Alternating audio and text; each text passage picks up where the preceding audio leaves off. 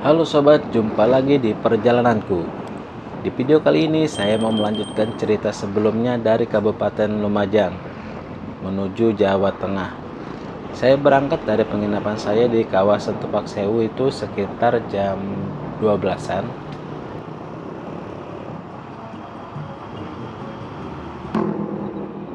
Ada sedikit cerita. Jadi sebelum menuju Jawa Tengah, saya mau menyempatkan mengunjungi salah satu pantai yang ada di Kabupaten Malang, yaitu Pantai Tiga Warna. Saya menuju ke sana mengikuti arahan Gmap. Tapi di perjalanan saya menemui jalan yang sepi sekali. Dan perasaan saya waktu itu gak enak. Jadi saya memutuskan balik dan menuju arah Jawa Tengah.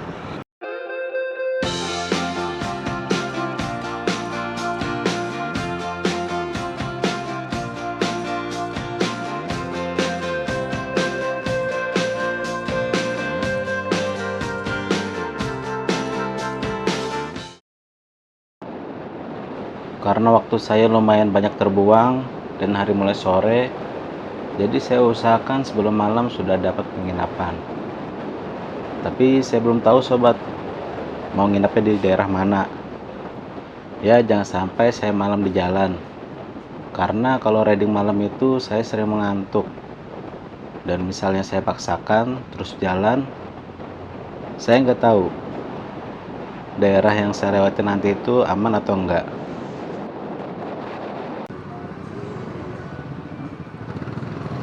Kamu mau ke Blitar lewat sini nggak Pak? Iya, lewat ini. Oh, berapa? Bayar? Nah, sudah 1.000 aja. Berapa? 1.000. 1.000. Mulai ini yang yang lurus tadi macet itu bisa tapi jauh. Jauh. Kembali Hamid. Makasih. Sama-sama.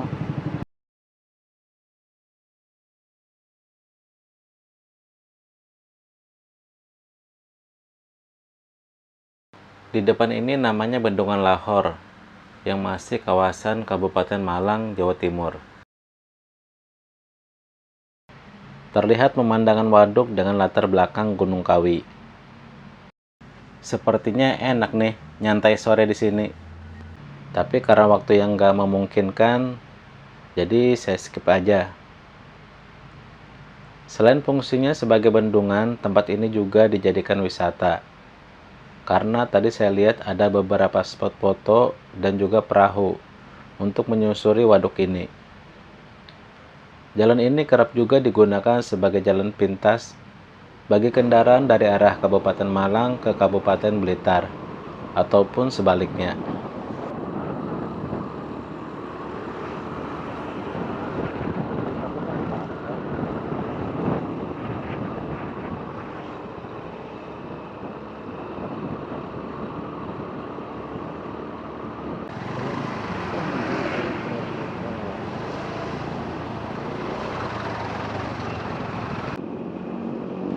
Dari perbatasan menuju pusat kota Blitar kira-kira 1 jaman. Kota ini terkenal sebagai tempat dimakamkannya Presiden pertama Republik Indonesia, yaitu Soekarno. Di sebelah kanan ini alun-alunnya kota Blitar, dan di seberangnya ada Taman Pecut. Oke sobat, kita kelilingi dulu alun-alun ini satu lap, sambil lihat-lihat suasana dan aktivitas warga sekitar.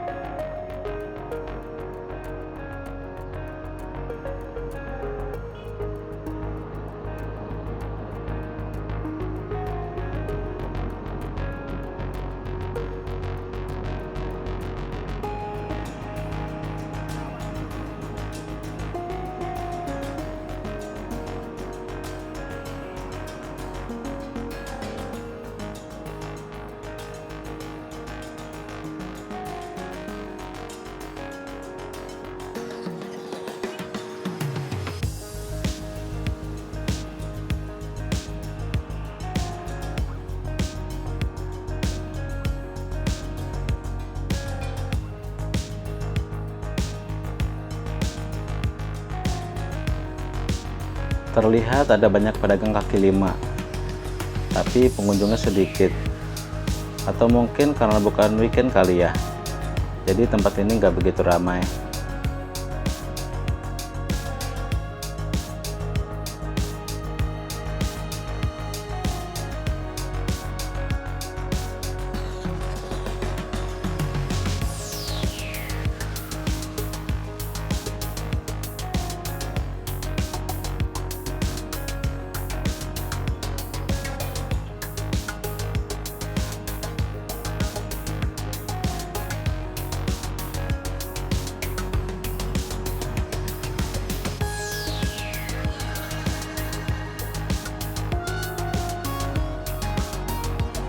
Saya mau nyantai dulu di sini. Untuk malam ini saya menginap semalam di Blitar. Tadi saya dapat teman baru saat di alun-alun, namanya Pram. Saat ngobrol-ngobrol, dia kasih info bahwa di Blitar ini ada masjid mirip dengan Masjid Nabawi. Karena penasaran dan kebetulan mau maghrib, jadi sekalian aja saya sholat di sana.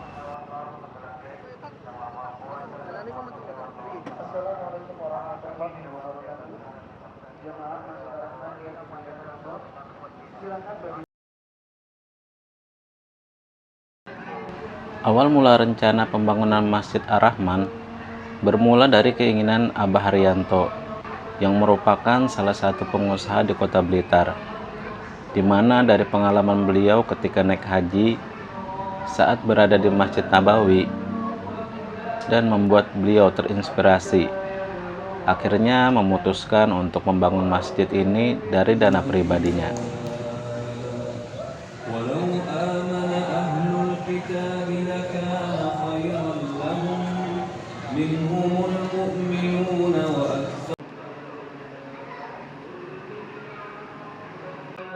Masjid ini juga menyediakan berbagai jenis minuman bagi para pengunjung. Terdapat juga tempat wudhu yang unik dan mewah.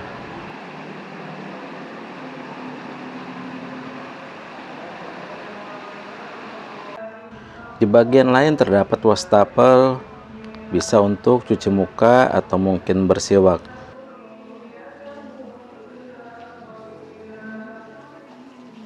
Dan ini tempat wudhu lainnya.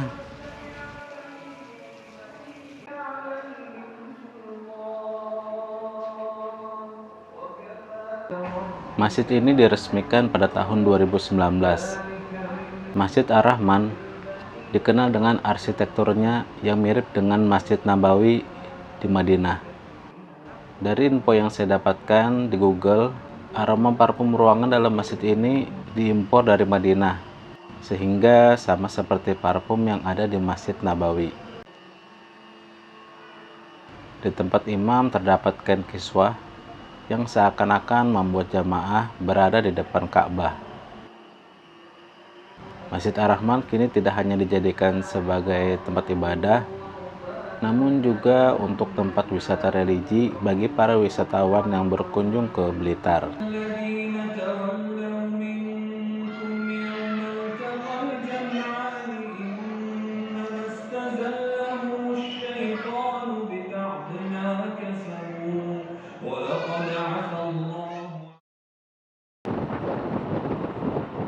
Di hari berikutnya saya melanjutkan perjalanan. Saya dapat info dari Pram kemarin bahwa di Kabupaten Blitar ada jalan yang bagus, namanya Jalur Lintas Selatan Blitar. Sekarang ini saya mau menuju ke sana. Untuk sampai ke sana waktu yang ditempuh kurang lebih 50 menitan.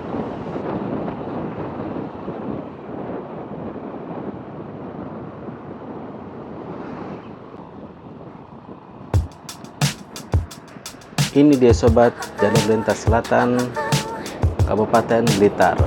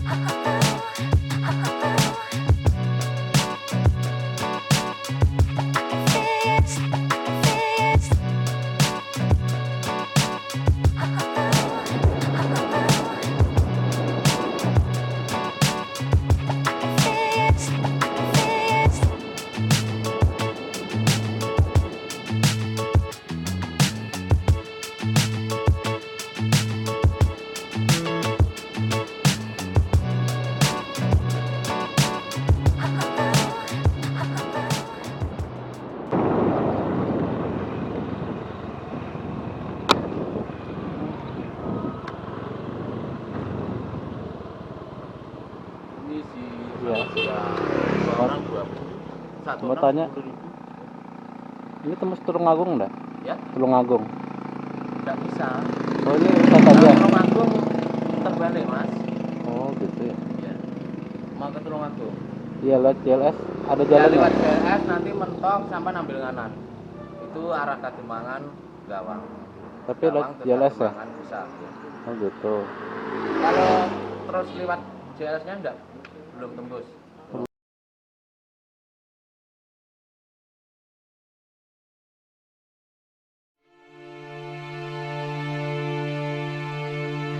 Saat perjalanan balik, saya mampir di sebuah jembatan karena melihat pemandangan bagus. Terlihat pemandangan pantai dengan airnya berwarna toska dan Samudra Hindia.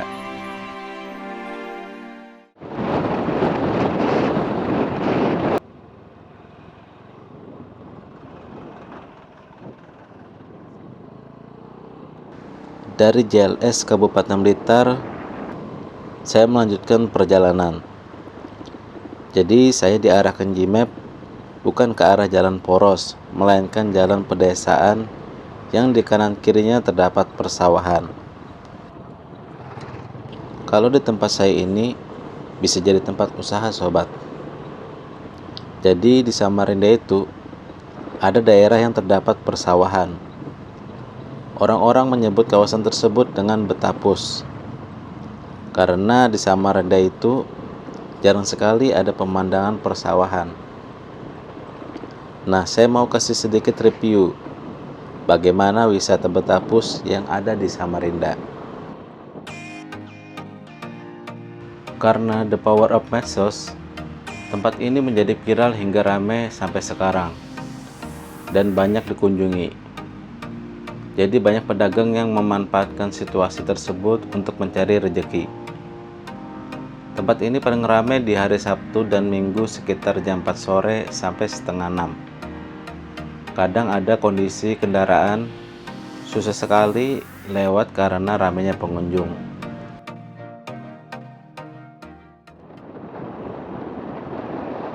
Setelah tadi melewati jalan pedesaan dengan pemandangan sawahnya, akhirnya saya sampai di sebuah kecamatan. Cuma saya lupa ini kecamatan apa. Dan jalannya mulus, sobat, dan gak begitu ramai.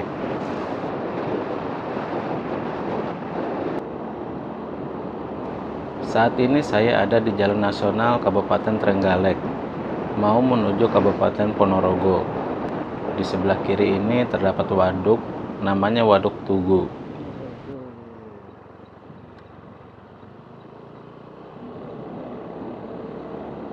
Terlihat ada beberapa warung yang bisa juga dijadikan tempat beristirahat sambil menikmati pemandangan waduk dan suasana di sini. Kabupaten Ponorogo merupakan salah satu kabupaten yang dekat dengan Provinsi Jawa Tengah.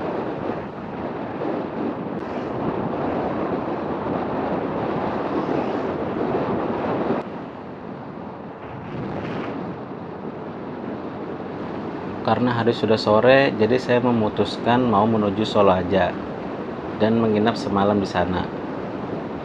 Karena di map Solo paling dekat daripada Jogja. Padahal rencana sebelumnya saya mau ke Jogja.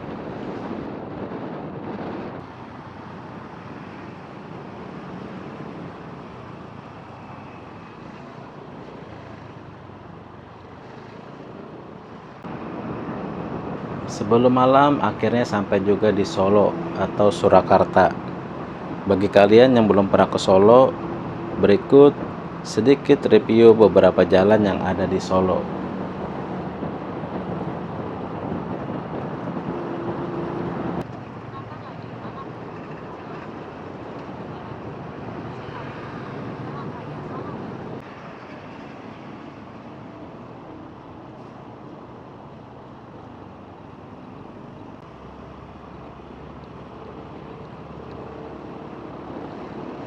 Di Solo ini ada sebuah masjid namanya Syekh Zayed, merupakan bantuan dari Uni Emirat Arab kepada Indonesia. Masjid ini merupakan replika dari Masjid Agung Syekh Zayed yang berada di Abu Dhabi. sehingga desainnya dirancang mirip dengan aslinya. Mumpung di Solo, saya mau mengunjungi masjid tersebut.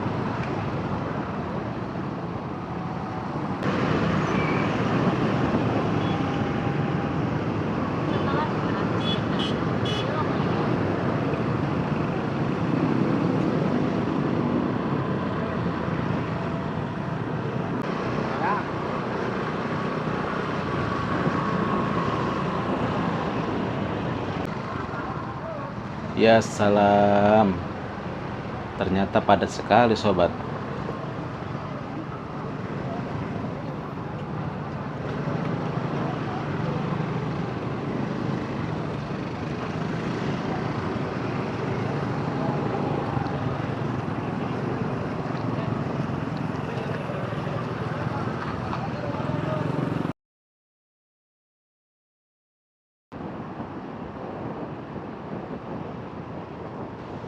Keesokan paginya saya berangkat menuju Masjid Syekh Zayed. Jarak dari penginapan saya sekitar 3 kiloan. Semoga aja nggak padat seperti tadi malam.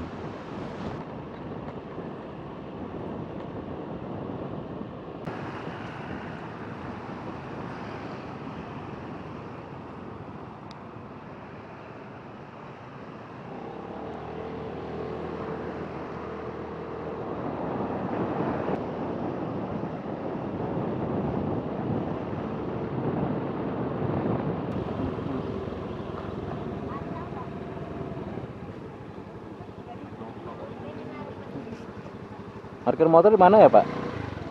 Sini nggak apa-apa. Oh iya. Kalau ini boleh masuk sudah, Pak? Nanti Oh. kami boleh masuk. Oh, belum buka ya? Oh, bukanya udah buka. Oh.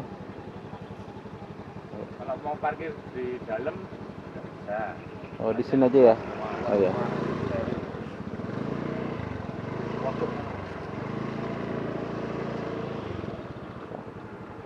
Ini nggak buka, Pak, tokonya? Enggak. Sini parkir motor biasanya.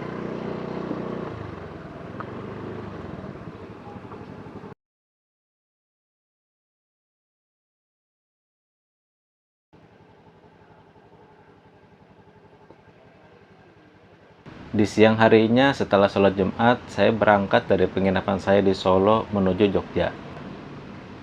Saya mau cerita sedikit waktu saya di Masjid Syekh Zayed. Jadi waktu saya tadi pagi sampai di kawasan masjid, di parkirannya saya mengambil gambar dari drone. Bilang salah satu warga di situ, masjid ini dibekali alat yang bisa mendeteksi adanya drone. Nah, saya ngambil video drone itu kan gak langsung di atas masjid, tapi agak jauh dari masjid dan mengelilinginya. Ternyata setelah nurunin drone, didatangi security. Terus dikasih tahu katanya kalau mau ambil video drone boleh, tapi harus izin dulu ke kantor agama atau Kementerian Agama. Saya lupa waktu itu, pokoknya izin dulu lah. Kalau saya izin dulu ke kantor terkait, makan waktu lagi. Belum nanti kalau ada persyaratan-persyaratan.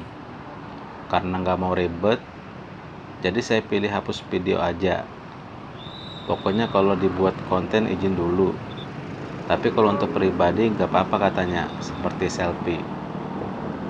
Akhirnya saya balik aja, terus cari sarapan dan balik ke penginapan. Kemudian melanjutkan istirahat. Tidak seperti Masjid Ar-Rahman di Blitar. Pengurusnya malah mempersilahkan pengunjung untuk foto-foto ataupun video, selama itu bukan waktu sholat.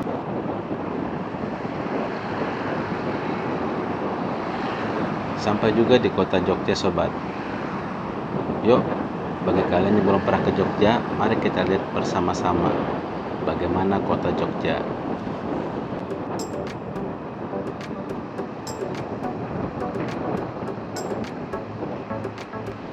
Ternyata Solo ke Jogja itu hanya 1,5 jaman aja sobat.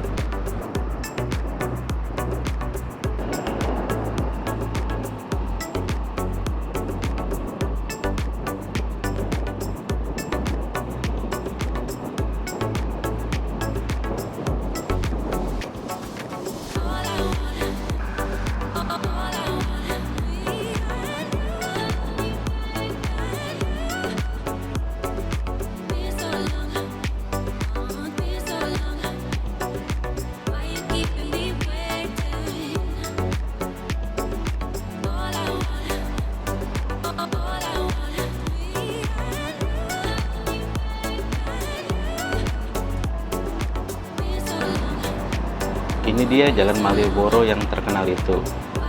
Akhirnya bisa merasakan juga ke sini. Sore aja sudah ramai begini. Gimana malamnya?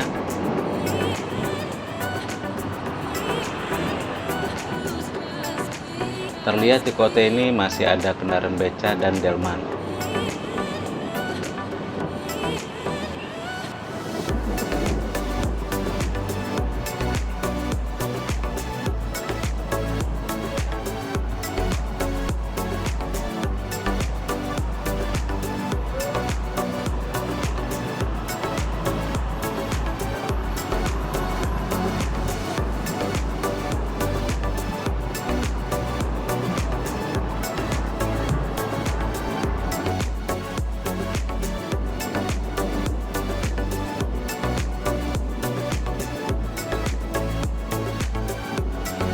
Oke sobat, nanti malam saya mau ke Malioboro lagi. Pengen tahu suasana malam di sana. Jadi saya mau cari makan dulu dan penginapan.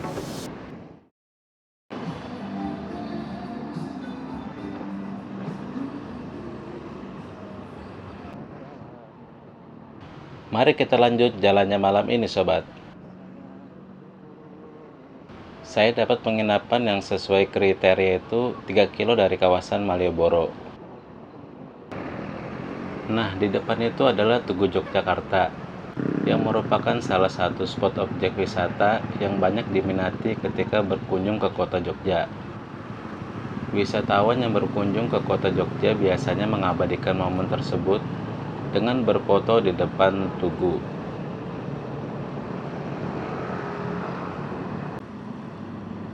Beginilah suasana malam Sabtu di kota Jogja. Macet sekali sobat.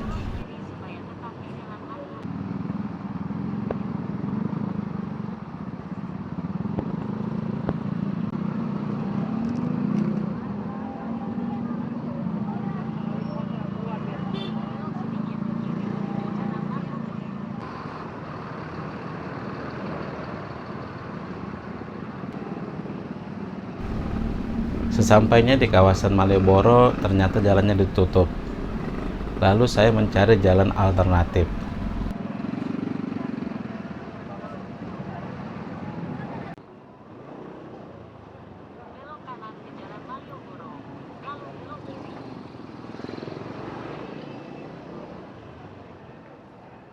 Akhirnya bisa juga masuk kawasan Jalan Malioboro. Setelah itu saya parkir di salah satu parkiran di sini. Untuk parkir di sini kita harus menunjukkan STNK dan membayar 7.000. Kawasan Malioboro terdapat banyak sekali pertokoan dan pedagang kaki lima dari menjual oleh-oleh hingga makanan dan minuman. Selain itu, kawasan ini ada juga jasa pijat, penyewaan sepeda, rumah hantu, pusat perbelanjaan, pasar hingga benteng peninggalan Belanda.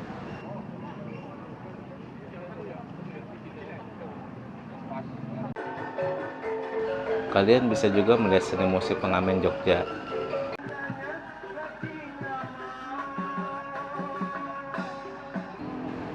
Di sepanjang trotoar sudah difasilitasi tempat duduk.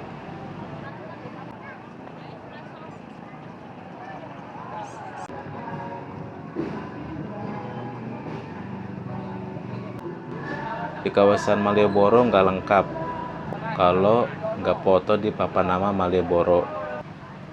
Namun sebenarnya kalau sobat ingin menjelajah, ada banyak spot foto lain yang bisa dicoba, seperti 0 km Jogja.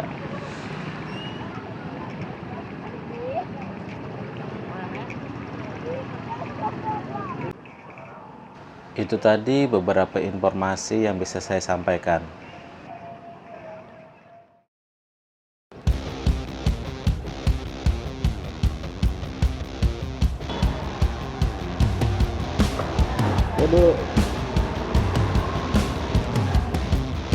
Keesokan harinya dari penginapan saya di kota Jogja, saya mau menuju ke arah Kabupaten Sleman yang masih daerah istimewa Yogyakarta. Kira-kira saya mau mengunjungi apa ya di sana? Tapi kita sambung di video berikutnya.